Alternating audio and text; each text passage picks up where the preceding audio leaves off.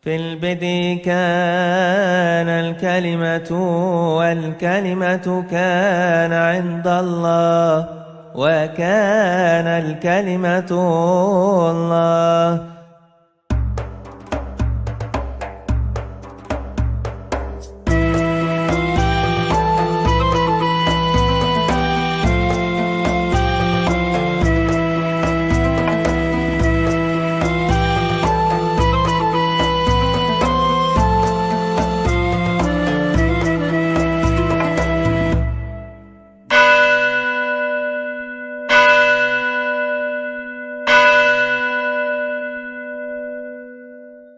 Shalom, Bapak Ibu, para romo, para suster yang hadir. Hari ini kita akan membahas mengenai doa Salam Maria dalam bahasa Arab. Nah, sebelumnya memang ketika kita di Indonesia, kaitan antara Kristianitas atau kekristenan dengan bahasa Arab itu mungkin asing ya. Tetapi kalau kita pergi ke Timur Tengah, artinya ada banyak sekali penduduk Kristen di sana. Bahkan Libanon itu 50-50. Negara yang sebetulnya unsur Kristennya sangat besar. Dan sebagian besar dari mereka itu berasal dari gereja Katolik Ritus Timur yang dikenal dengan gereja Maronit. Kemudian di Mesir itu dari jumlah penduduk yang sekitar 100 juta, kurang dari 100 juta lah, hampir 100 juta, itu kira-kira 20% lebih itu adalah orang Kristiani, dan kebanyakan mereka berasal dari gereja ortodok Koptik, gereja ortodok oriental yang merupakan pelanjut dari takhta suci Alexandria yang dibawa oleh Alkidis Markus atau Santo Markus. Sekalipun sekarang ini harus dikatakan bahwa di Timur Tengah bahkan di seluruh dunia ini memang ada gereja-gereja timur yang itu berada dalam persatuan dengan tahta suci Roma yang dikenal dengan gereja-gereja Yuniat. Misalnya Maronit di Lebanon, kemudian Katolik Syria yang pusatnya di Aleppo, Koptik Katolik yang juga ada di Mesir. Selain itu juga ada gereja-gereja ortodok yang berada dalam kebersamaan dengan Patriark Ortodok Timur di Konstantinopel. Jadi kalau kita ke Mesir saja, di sana ada gereja Koptik Katolik dan ada gereja Koptik Ortodok yang mayoritas, dan ada gereja Alexandrian Ortodok yang itu gereja Yunani atau Konstantinopel yang ada di Alexandria. Tetapi kita tidak membahas itu hanya sekedar sejarah ya, karena memang ya kenyataannya memang gereja pernah mengalami skisma, baik skisma pertama antara gereja-gereja non-Kalsedonian Ortodok, yaitu gereja Koptik Ortodok, gereja Syriak Ortodok, gereja Armenian Ortodok dengan gereja Konstantinopel dan gereja Roma itu tahun 451. Skisma kedua itu tahun 1054 antara gereja Roma Katolik dengan gereja Yunani Ortodok atau dikenal Ortodok Timur yang pusatnya di Konstantinopel. Dan baru kemudian tahun 1517 itu terjadi munculnya gereja-gereja Protestan.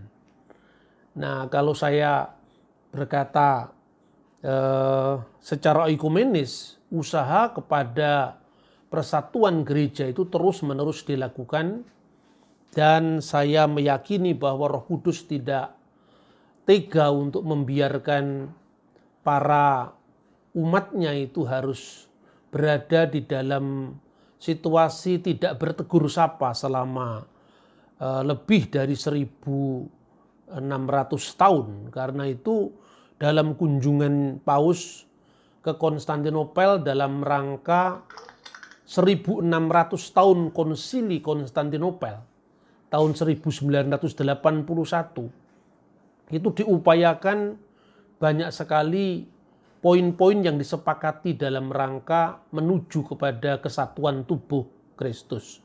Begitu juga antara takhta suci Roma dengan takhta suci Alexandria, yang itu juga dilakukan pada masa Paus Yohanes Paulus II, kemudian Paus Benediktus ke-16 yang bertemu dengan Baba Senuda sebagai Patriark Ortodok Koptik, dan juga sekarang ini antara Paus Francis dengan Baba Tawadros II yang menjadi pemimpin dan Patriark dari Gereja Ortodok Koptik. Nah, yang kedua, kenapa kita mesti merayakan liturgi dalam bahasa Arab dan sebagainya? Sesungguhnya pemakaian bahasa Arab di dalam liturgi gereja itu hampir setua gereja sendiri.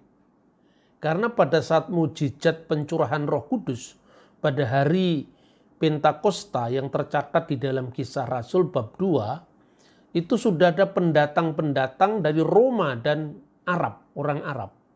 Saya tidak melihat ada orang Batak atau orang Jawa di sana. Artinya bangsa Arab itu sejak awal sudah memang terlibat dalam proyek keselamatan ilahi. Dan menurut salah seorang penulis gereja awal, yaitu Justinus Martir, orang-orang Majus yang digambarkan datang dari timur itu datang dari tanah Arab. Seperti persembahan yang dibawanya emas, kemenyan, dan mur. Nah, saudara-saudara yang terkasih, kenyataannya ya, sebelum kita masuk dalam doa Salam Maria itu, saya ingin melihat perkembangan bahasa Arab dan pemakaiannya di gereja Tuhan. Kalau kita belajar tentang perkembangan bahasa Arab, sesungguhnya munculnya prasasti-prasasti Arab pra-Islam itu justru banyak ditemukan di gereja. Saya berikan contoh misalnya, dan itu tidak hanya dibahas oleh orang Katolik atau orang Kristiani, tetapi itu juga diakui dalam buku-buku yang diterbitkan di kalangan intelektual Muslim. Seperti misalnya Pak Qures Shihab dalam bukunya Mujizat Al-Quran. Itu menyebut tentang prasasti-prasasti dalam bahasa Arab yang menariknya itu adalah prasasti Kristiani. Misalnya, prasasti yang pertama muncul itu adalah prasasti Umul Jimal. Umul Jimal itu di sekitar Yordan sekarang ini. Perbatasan Yordan dengan Syria. Dalam prasasti itu tertulis dalam huruf Aram Nabati. Jadi Nabati itu oleh sejarawan Flavius Josephus dikaitkan dengan putra sulung Ismail yaitu Nebayot yang tinggal di sekarang ini namanya Petra. Makanya di dalam bangsa Arab, perkembangan bangsa Arab itu ada yang disebut Arabia Petra atau Arabia Nabatean, itu tempatnya sekarang di Petra. Makanya di dalam kitab Nabi Yesaya, bersorak-soraklah hai penduduk Bukit Batu. Bukit Batu itu di dalam bahasa Ibrani Sela, dan itu diterjemahkan dalam kitab suci berbahasa Yunani yang dikenal Septuaginta itu dengan Petra. Nah, sekarang kita kunjungi Petra juga, itu Stella Quarta juga selalu membawa peziarah Indonesia ke sana. Tapi yang kita ingat Petra biasanya cuma filmnya Indiana Jones. Kita tidak melihat relasi biblisnya dengan tempat-tempat itu ya. Kemudian desa-desa yang dihuni oleh suku Kedar. Suku Kedar itu adalah putra-putra Ismail. Lalu yang kedua adalah Arabia Deserta, Arabia Padang Gurun. Arabia Padang Gurun itu termasuk nanti Mekah dan Madinah itu saya kira. Kemudian Arabia Felix itu Arab Selatan. Kalau dalam kitab suci, kitab Kejadian pasal 10, ada kaitannya dengan Hazarmawet, dan Hazarmawet itu menjadi Hadramaut sekarang. Tapi orang-orang Kristen itu menyebar di wilayah Arab Utara kebanyakan. Dan itu terbukti dengan prasasti yang pertama kali ditemukan, yang dikenal prasasti Arab, itu masih berhuruf Nabati Aram. Jadi hurufnya masih mirip dengan huruf Ibrani. Kalau menulis Dalet lebih mirip Ibrani ketimbang Dal dalam bahasa Arab sekarang. Prasasti itu berbicara tentang seorang yang bernama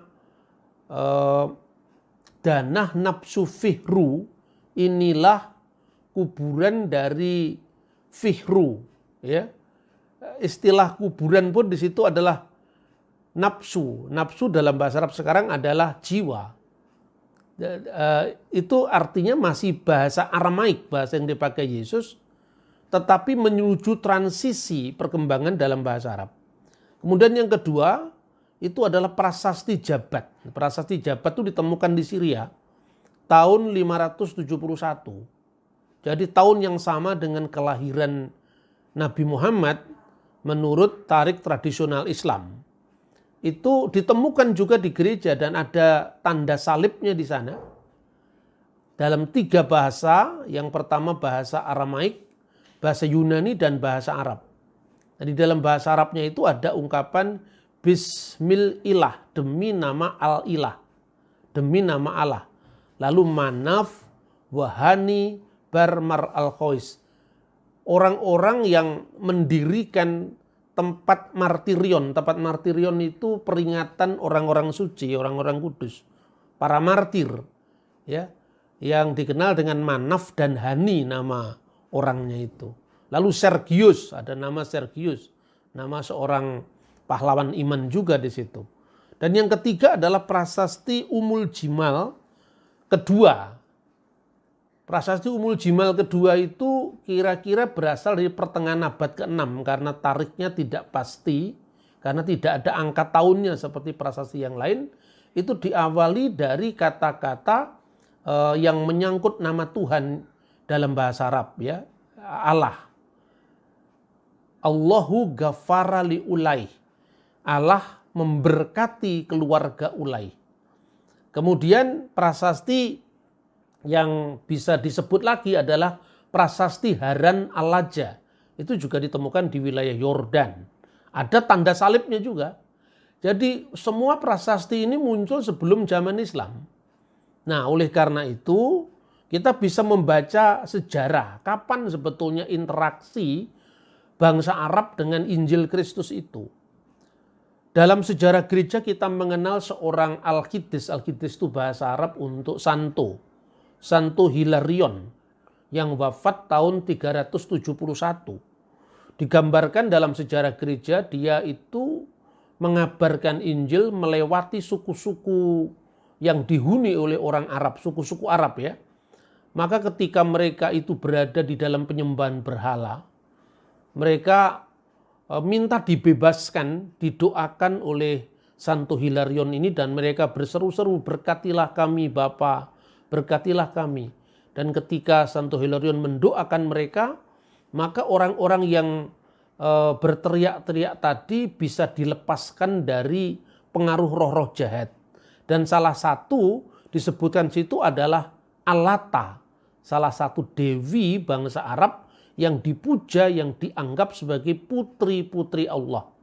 Makanya praktek inilah yang dikritik oleh Al-Quran ketika menyebut lam yalid wa lam yulad wa lam yakul lahu kufuwan ahad. Allah itu tidak beranak dan tidak diperanakkan dan tidak seorang pun yang serupa dengan dia. Dan ini tidak ada kaitannya dengan iman Kristen.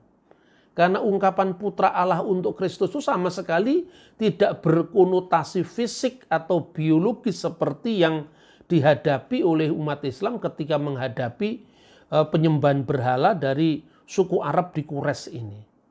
Kemudian ada catatan yang menarik juga ketika diselenggarakan konsili ekumenis yang ketiga, yaitu konsili Efesus.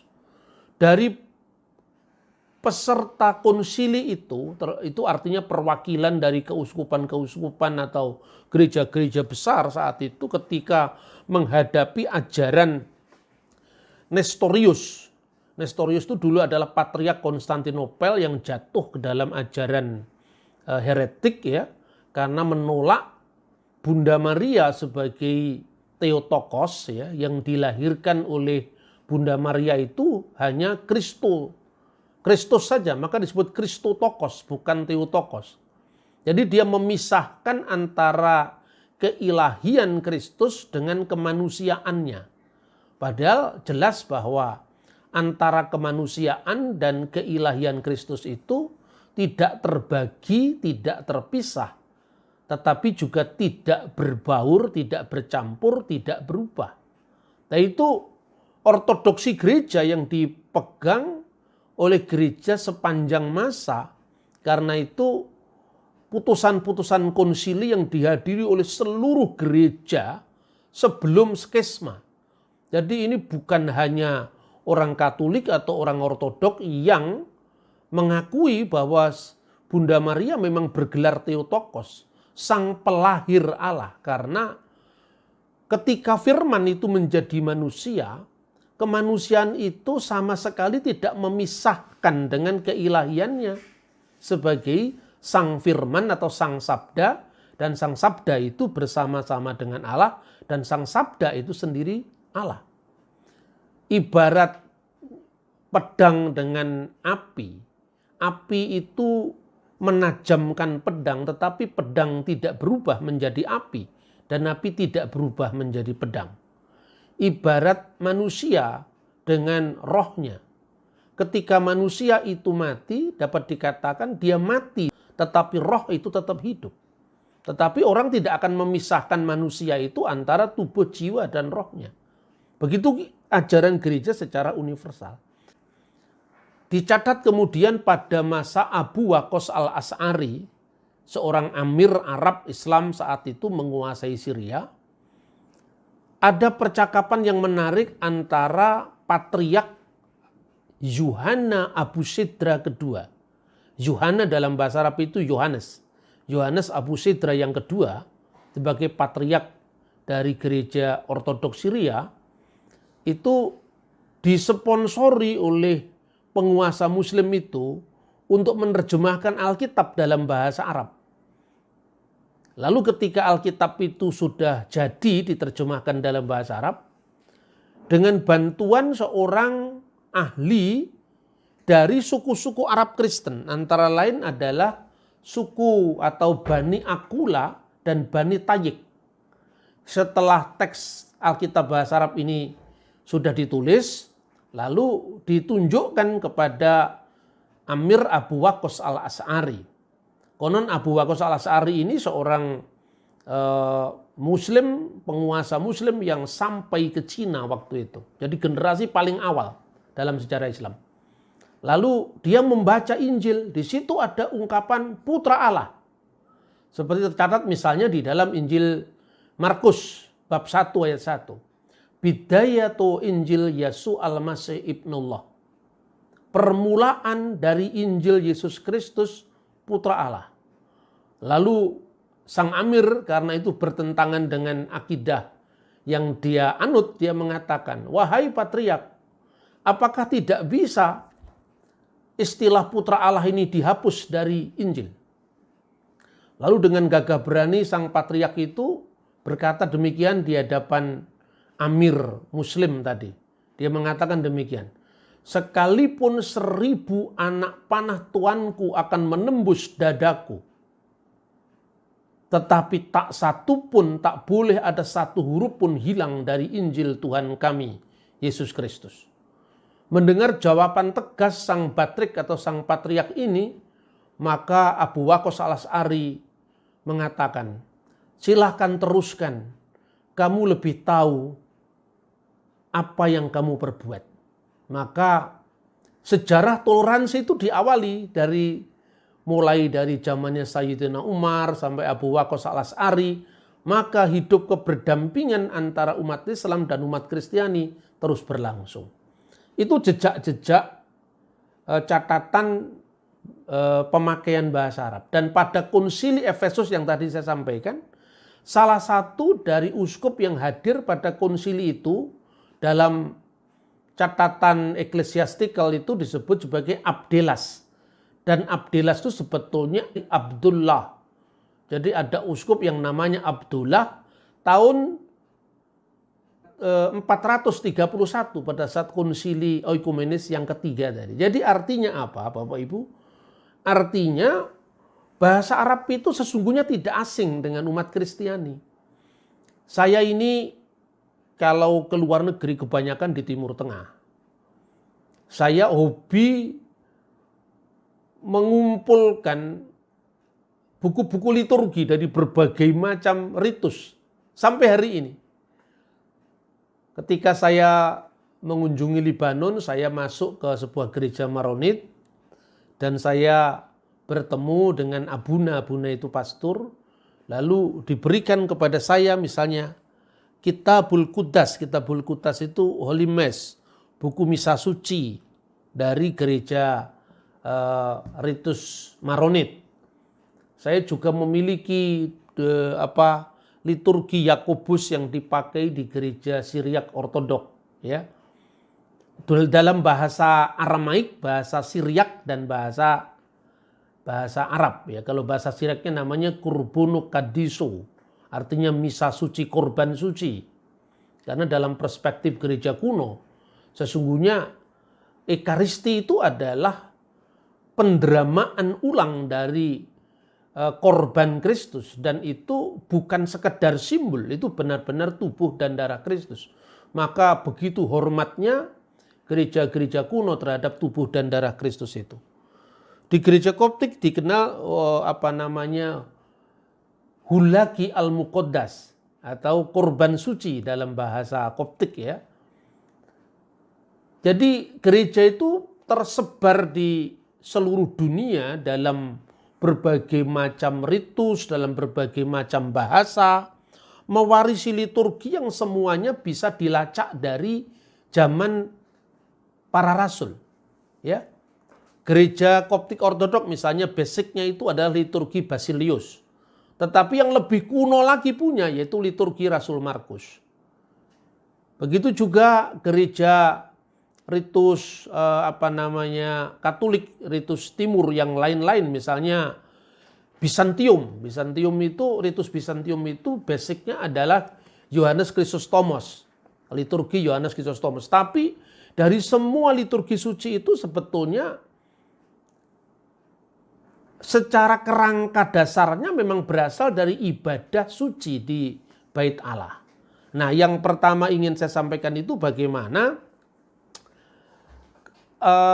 kesan asing terhadap budaya Timur Tengah yang juga menjadi akar dari Kristianitas ini harus dibedah.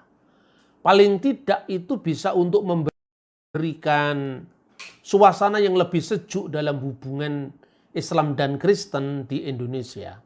Misalnya, kalau kita mengenal Breverium, buku Brevir, itu kan kalau di dalam bahasa Arab disebut kitab sholawat. Nah, kitab sholawat ini ya kitab sholat-sholat artinya. Tapi ini untuk orang Indonesia, baik orang Islam maupun orang Katolik, mungkin itu adalah asing loh. Sholat itu kan Islam. Nah, padahal dengan kita berkelana, berziarah ke gereja-gereja kuno, artinya peziarahan zaman, dari zaman ke zaman, itu sebetulnya akarnya akan ketemu, ya. Kenapa buku Brevir itu disebut kitab sholat? Karena memang dulu kan gereja kuno itu kan sembahyang sehari kan 7 kali. Sesuai dengan bunyi kitab Mazmur, 7 kali sehari aku memuji-muji namamu.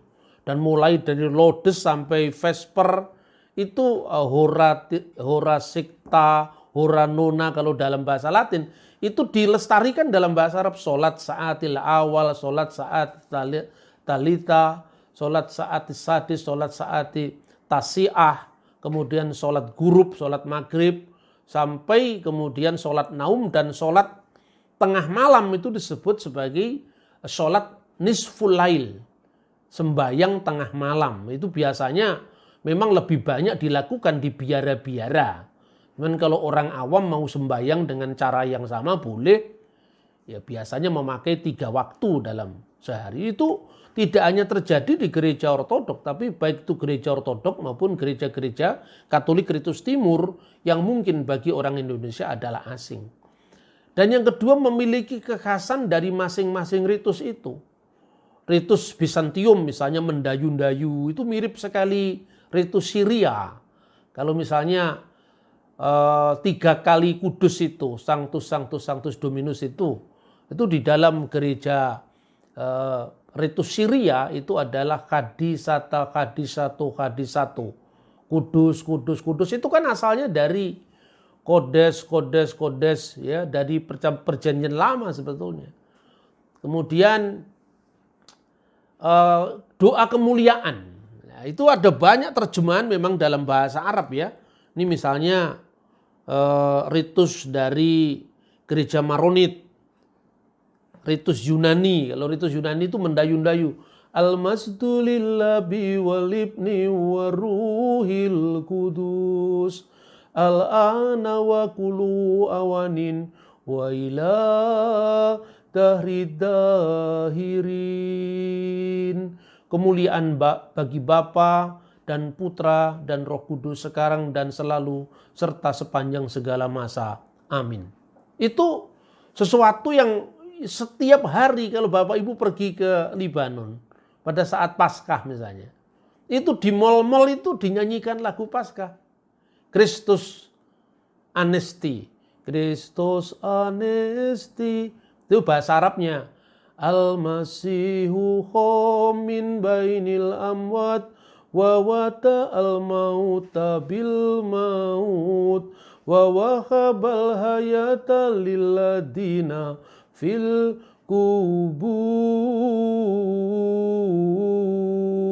Kristus telah bangkit dari antara orang mati. Dengan kematiannya dia telah menginjak maut.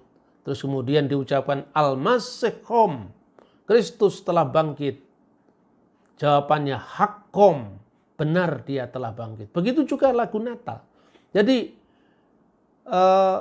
hal-hal seperti ini mungkin asing bagi orang Indonesia. Tetapi dengan era YouTube, era internet ini orang sudah tidak bisa lagi menutup diri dengan mental ghetto. Karena apa yang terjadi di satu belahan dunia bisa disaksikan dalam hitungan detik dari belahan dunia yang lain.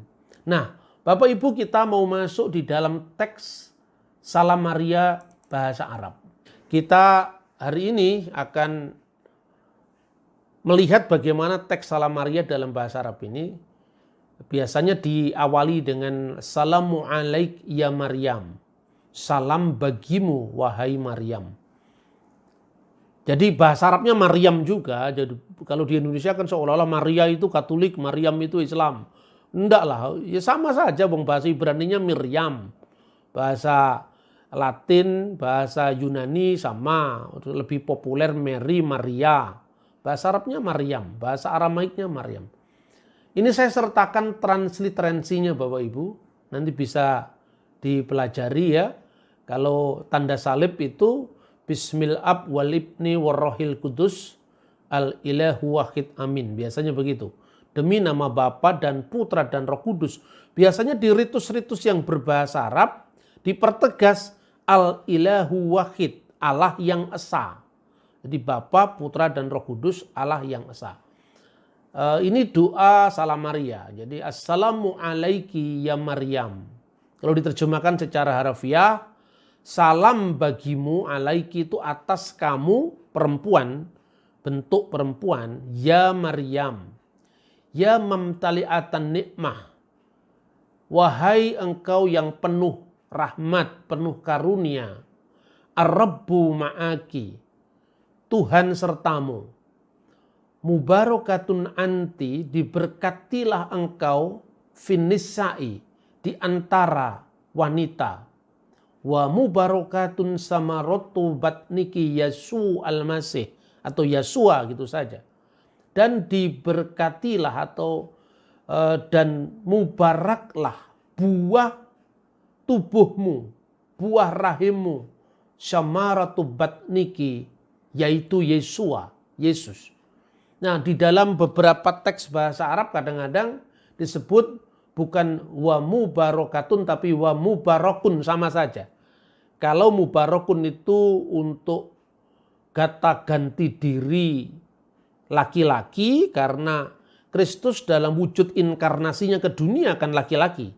Tetapi sabda Allah yang kekal itu beyond gender kan gitu kan. Tapi ketika firman menjadi manusia, sabda menjadi manusia, itu anak laki-laki. Makanya mubarakun samaratu batniki. Tetapi kalau mubarakatun itu memakai bentuk perempuan, bentuk feminim, karena berkaitan dengan kata samarot, buah. Buah itu kata Arabnya samarot dengan tak tertutup, tak marbutah. Itu harus memakai kata ganti diri perempuan. Ya Khiddisah Maryam. Ya Santa Maria. Khiddisah itu adalah santa. Kalau Khiddis itu santo. Khiddis wa Khiddisah, santo dan santa. Ya Khiddisah Maryam, ya walidatal ilah, wahai yang melahirkan, wahai pemberi lahir kepada Allah. Sang pamios widi, yang memberikan kelahiran kepada Sang Yang Widi, Tuhan sendiri, Allah sendiri. Artinya bukan Allah dalam wujud ilahinya sebagai Bapa, tetapi dalam wujud inkarnasi sabdanya, yaitu Kristus atau Sang Putra. Jadi orang sering salah paham bahwa gelar Bunda Allah, Walidatul Ilah atau Walidatullah sama saja, itu tidak merujuk kepada Maria secara fisik adalah bundanya Allah Sang Bapa, bukan seperti itu. Gelar Walidatul Ilah atau Walidatullah terjemahan dari bahasa Yunani Theotokos itu muncul pada konsili Efesus dan konsili Kalsedon. Konsili Efesus karena waktu itu gereja sedang menghadapi mereka-mereka yang menolak keperawanan Maria, secara khusus adalah gelarnya sebagai Bunda Tuhan, Bunda Allah. Ya Khiddisah Maryam, ya walidatal ilah, soli liajlina nahnul qadha. Atau teks lain, soli liajlina nahnul qatoya. Ya, solawatmu atas kami atau doakanlah kami orang yang berdosa ini al-ana sekarang wa fi saati mautina dan pada saat kami mati. Amin. Nah, Bapak Ibu nanti putar di YouTube saja, tulis Hail Mary in Arabic itu ada ya. Jadi tidak sulit sekarang ini medianya untuk kita belajar. Tapi baik sekarang secara teologis bagaimana kita mencari sumber daripada doa Salam Maria ini. Ini tadi teks secara liturgis, Salamu alaiki ya Maryam mamtali'atan nikmah ar-Rabbi ma'aki. Salam wahai Maria yang penuh rahmat Tuhan sertamu. Itu dari Alkitab Lukas pasal 1 ayat 28. Kalau teks liturgisnya berbunyi salam Maria penuh rahmat Tuhan sertamu. Salamu alaiki ya Maryam ya mamtali'atan nikmah ar-Rabbi ma'aki. Tetapi di dalam bahasa kitab suci, maka masuklah malaikat ke tempat Maria. Kalau di dalam Alkitab bahasa Indonesia terjemahan baru, maka masuklah malaikat Gabriel itu ke rumah Maria. Di dalam teks bahasa aslinya tidak ada kata rumah di situ. Hanya cuma dikatakan masuklah malaikat ke tempatnya Maria. Tempatnya di mana?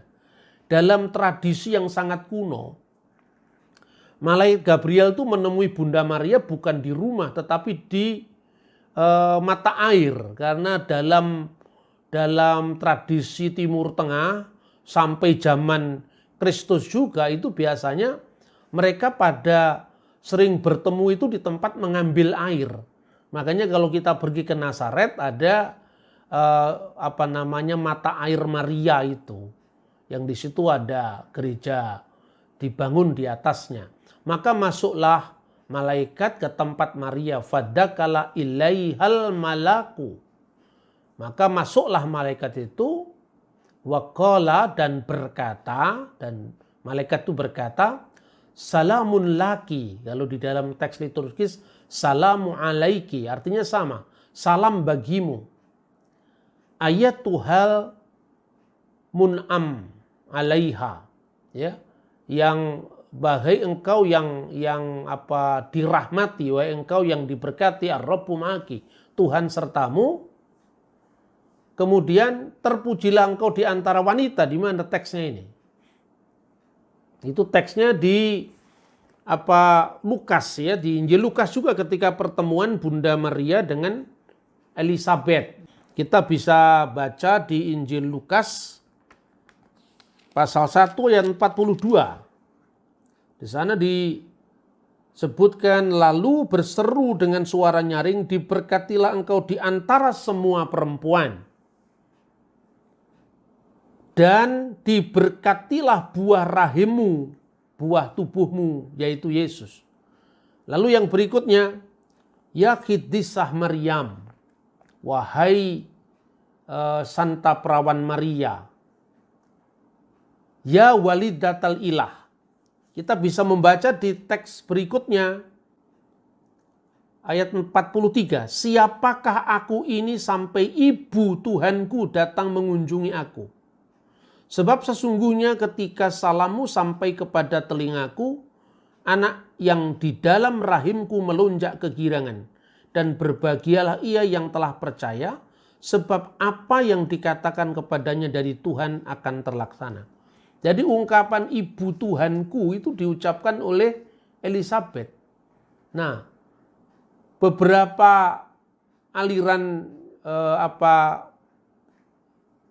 yang disebut Nestorian, meskipun sebenarnya mereka juga tidak terlalu setuju disebut Nestorian, tetapi pertemuan-pertemuan teologis antara gereja Katolik dengan mereka juga terus berlangsung. Misalnya yang dikenal dengan Gereja Asiria Timur Katolik, yaitu bukan ortodok, saudara-saudara. Jadi itu bukan gereja Katolik dan juga bukan gereja ortodok. Itu adalah gereja Asiria Timur yang sampai hari ini juga terus melakukan hubungan dialog dengan Vatikan untuk mencari titik temu tentang apa yang mereka tolak tentang gelarnya Maria sebagai Bunda Allah. Jadi biasanya kelompok ini mengatakan kami tidak menolak Yesus sebagai Maria sebagai Bunda Tuhan, tapi yang kami tolak adalah Yesus sebagai Bunda Allah. Kemudian posisi Ortodok dan Katolik menjawab, ketika ketuhanan Yesus dipisahkan dengan keilahiannya, berarti ada waktu di mana Kristus tidak sepenuhnya Allah karena dia pernah terlepas dari keilahiannya. Nah, kira-kira seperti itu. Jadi gelar Theotokos itu tidak untuk mengilahikan Maria setinggi langit seperti yang sering dituduhkan. Tidak seperti itu. Apalagi sampai menyebut bahwa Maria itu melahirkan Allah Bapa. Tidak, bahwa Allah Bapa itu tidak bisa dilihat kok. Tidak seorang pun pernah melihat Allah. Itu artinya wujud ilahi itu transenden, tidak bisa dilihat. Maka kitab suci mengatakan tetapi putra tunggal yang di pangkuan Bapa dialah yang menyatakannya. Kata menyatakannya itu bahasa Yunani exegesato. Ex itu keluar. Yang mengeluarkan Tuhan dari rahasia ilahinya. Dari zat ilahinya yang tidak tampak menjadi tampak karena inkarnasi Kristus. Makanya Yesus mengatakan, barang siapa melihat aku, dia telah melihat Allah. Nah yang terakhir, bagaimana dengan bukti-bukti dari gereja kuno ya? Di gereja kuno. Sebelum kita masuk yang terakhir tadi, Solilia ajalina nahnul kotoya al-ana wa fisaati mautina. Doakanlah kami pada saat ini dan pada saat kami mati. Itu kita bisa melihat misalnya pertama sekarang adalah keperawanan Maria. Dari gereja paling kuno misalnya Ignatius dari Antioquia. Ignatius itu adalah muridnya Rasul Yohanes sekaligus muridnya Rasul Petrus. Tatkala Yesus mengatakan biarlah anak-anak itu datang kepadaku karena merekalah yang mempunyai kerajaan surga. Salah satu anak dari mereka itu Ignatius dari Antioquia. Dan dia adalah seorang Yahudi, bapak Yahudi. Ya, artinya dia seorang Yahudi meskipun dia Yahudi diaspora. Kemudian dia di dalam kepemimpinan gereja kuno sebelum Rasul Petrus meninggalkan Antioquia dan kemudian pergi ke Roma. Rasul Petrus mengutus 2 orang pimpinan gereja di Antioquia dan itu tercatat dalam Misalnya bukunya Eusebius dari Kaisarea, Historia Ecclesiastica, dan banyak sumber yang lain. Misalnya tulisannya Irenaeus kalau tidak salah. Dalam pembagian tugas itu kenapa? Karena waktu itu Antioquia ini kota yang 20% Yahudi dan 80% itu Goyim. Makanya dalam pertemuan di Antioquia sebagaimana dicatat dalam kitab Galatia, rasul untuk orang-orang bersunat dan rasul untuk orang-orang yang tidak bersunat. Ada pembagian tugas. Nah, kebijakan rasuli ini diteruskan ketika gereja Antioquia di bawah Mar Ignatius al-Antaki. Mar itu bahasa Aramaik yang juga biasanya untuk Santo. Santo Ignatius dari Antioquia itu dipilih sebagai uskup untuk umat yang berlatar belakang Yahudi di Antioquia. Sementara satunya lagi yang 80% itu Santo Evodius. Dalam bahasa Arab Alkides Awad. Alkides Awad itu Santo Evodius dipilih untuk menggembalakan umat yang berlatar belakang non-Yahudi. Tetapi sebelum kematian sahidnya di Roma tahun 107, ya pada bulan Desember tanggal 20 itu menurut perayaannya Santo Ignatius, sebelum dia meninggal di Roma, dia menulis 7 surat kiriman untuk meneguhkan gereja-gereja yang tersebar saat itu. Dan dalam salah satu suratnya, dia menulis demikian. Ini suratnya kepada orang-orang Tralian, ya bab 9 ayat 1. Karena itu berlakulah tuli apabila seorang berbicara denganmu selain tentang Yesus Kristus yang adalah keturunan Daud, benih Daud, anak Maria, dan sungguh-sungguh lahir, makan dan minum. Ini menghadapi bidat gnostik yang menyangkal realitas kemanusiaan Yesus. Lalu juga ditekankan di dalam suratnya kepada jemaat Smyrna, kamu sungguh-sungguh yakin akan Tuhan kita, bahwa ia benar-benar benih Daud menurut daging, putra Allah berkat kehendak dan kuasa Allah, dan sungguh lahir dari seorang perawan, Maria. Dalam salah satu suratnya lagi, ini saya kutip yang paling dekat dengan masa rasuli, karena apa? Dia muridnya para rasul langsung.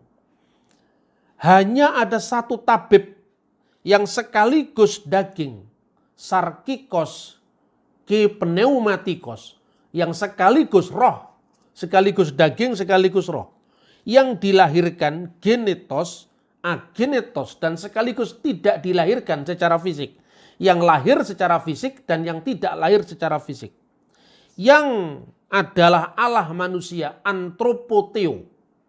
Jadi Kristus yang sepenuhnya Allah, sepenuhnya manusia itu baru bukan ada pada konsili Kalsedon, bukan baru ada setelah konsili Efesus, tapi sudah ada sebelum tahun 100 dirumuskan dalam semacam regula fide atau pengakuan iman bahwa Kristus itu adalah Allah manusia, sekaligus Allah sekaligus manusia. Lalu dijelaskan oleh Ignatius, hidup sejati dalam kematian, yang satu berasal dari Allah, ek Marias ke ekteos, yang satu dilahirkan dari Santa Perawan Maria dan satunya berasal dari Allah. Nah, kemudian doakanlah kami. Ini berkaitan dengan ajaran Kristiani yang sangat apostolik ya, tentang persekutuan orang-orang kudus. Jadi bagi orang Kristiani, kematian itu adalah awal dari kehidupan yang baru. Kematian bukan akhir dari segala-galanya.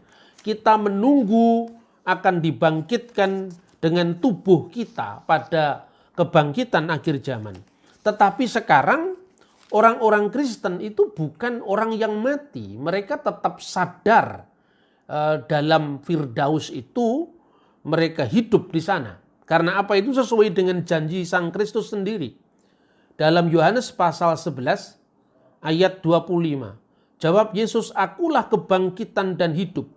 Barang siapa percaya kepadaku, ia akan hidup walaupun ia sudah mati. Dan setiap orang yang hidup dan yang percaya kepadaku tidak akan mati selama-lamanya. Percayalah engkau akan hal itu? Berarti kematian seorang beriman itu bukan tidak sadar. Kita sadar karena kita beriman kepada Kristus. Maka dalam konteks kesadaran kita, sekalipun kita masih belum mengenakan tubuh kebangkitan kita yang nanti akan dipersatukan Tuhan pada hari kebangkitan.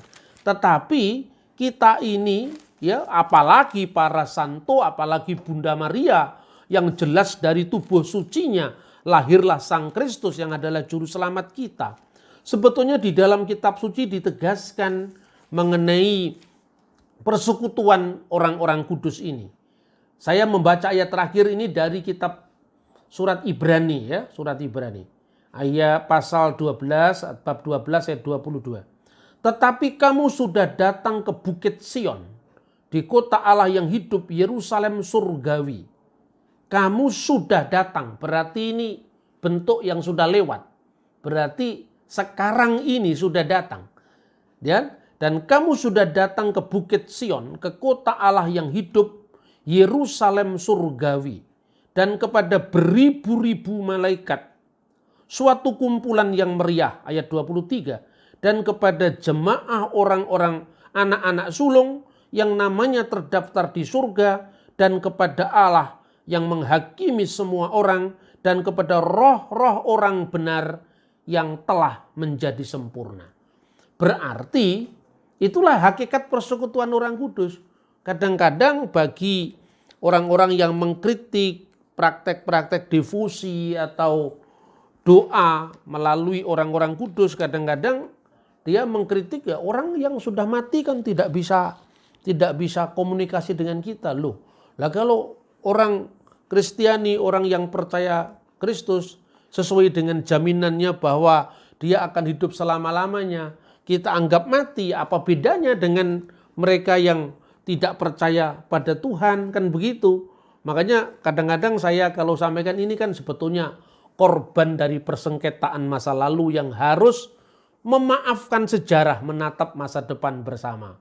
Sekarang ini ada banyak orang-orang Protestan kayak Ibu Basilia yang tulisannya sangat terkenal, itu mereka juga dia ada itu semacam biarawati Lutheran, ya, yang sangat menghormati Bunda Maria dan mengembangkan devosi, tentu bukan dalam konteks menyembah Maria seperti yang sering dituduhkan orang, tetapi persekutuan yang hidup. Jadi kita kan aku percaya pada persekutuan orang kudus. Berarti kita bisa berdialog dengan mereka karena kita yang hidup dalam Kristus tidak mati. Bukankah kalau kita nyanyi bersama malaikat di surga, nyanyikan kidung pujian, kita ini bersama-sama malaikat di surga, nyanyikan kidung pujian, termasuk jemaat orang-orang benar yang sekarang sudah menjadi percaya, itu bersekutu. Kalau kita percaya kepada persekutuan orang kudus, sementara kita tidak pernah berkomunikasi dengan mereka, ya doakanlah kami. Ini kan sama ketika kita meminta doa kepada orang-orang tua kita yang lebih senior. Mama doakanlah saya mau ujian, mama doakanlah saya. Itu kan berarti kita bukan menyembah mama kita. Saya kira orang-orang NU, Nahdlatul Ulama lebih paham ini karena mereka mengenal yang namanya tawasul. Tapi ya sudahlah, dalam agama yang begini kan biasa lah, tidak usah kita terlalu runcing-runcingkan. Bagi mereka yang tidak bisa paham ini ya tidak apa-apa, silahkan teruskan dengan pemahamannya. Orang NU itu punya, ini perbandingan dengan Islam ya, punya doa-doa yang dikaitkan dengan tawasul. Tawasul itu pengantaraan. Ya, orang Muhammadiyah tidak punya. Ya. Seperti orang Katolik, orang Ortodok, dia doa dengan persekutuan orang kudus tadi. Protestan tidak ada. Karena di Protestan tidak ada santo, yang ada cuma santoso. Tidak apa-apa lah. Yang penting bahwa kita ini saling memahami bahwa devosi kepada Bunda Maria atau kita minta didoakan orang-orang kudus itu bukan berarti penyembahan kepada orang-orang kudus. Nah, kemudian bagaimana kita menyeimbangkan pemahaman ini, kan pemahaman lintas Kristen ya, lintas Kristiani antara Katolik, non-Katolik, Ortodok, non-Ortodok. Tapi sekarang kita melihat bagaimana dengan agama lain. Salah satu surat dari kitab suci Al-Quran itu namanya surat Maryam, surat ke-19. Dan umat Islam juga percaya bahwa Maria itu dipilih melampaui wanita-wanita yang lain. Itu jelas sekali disebutkan dalam Al-Quran. Saya tidak dalam rangka mencari pembenaran dari Al-Quran, tapi saya mencoba untuk bagaimana melihat umat Islam itu sangat menghormati Bunda Maria. Kalau Anda pergi ke Mesir, ada yang namanya pohon Maryam di mana tempatnya itu, di Mataria. Dan itu merupakan salah satu situs dari perjalanan keluarga Kudus dari tanah Israel, Eretz Israel menuju ke tanah Mesir. Lalu mereka dari Matariah itu kemudian nanti ke Kairo, kemudian balik lagi ke tanah suci Israel. Tetapi kira-kira posisi Bunda Maria dalam Kristen itu kalau dibandingkan dengan Islam, kalau kita berdialog dengan Muslim, itu seperti Kanjeng Nabi Muhammad. Jadi kalau firman menjadi manusia, itu pengantarannya ya Bunda Maria. Karena yang menerima firman pertama kali itu kan Bunda Maria ketika firman menjadi manusia. Maka Bunda Maria dalam kitab Wahyu disebut tabut perjanjian yang baru. Karena di dalam dirinya dikandung sang firman. Nah kalau dalam Islam penerimanya itu Nabi Muhammad. Makanya Nabi Muhammad kan diberi salam. Ya kan? Diberi salam. Salamu alaika ya Nabi. Allahumma sholli ala Muhammad. Ya Rabbi sholli alaihi wasallim. Muhammad diberikan salam. Seperti Bunda Maria diberi salam. Ya. Cuman kalau bedanya kalau di Islam, Muhammad diberi sholawat. Ya. Kalau di Kristen tidak. Kita minta sholawat kepada Bunda Maria, bedanya di situ. Tapi beda-beda lah, enggak apa-apa lah, itu memang pemahaman. Terima kasih, saya kira itu yang saya sampaikan.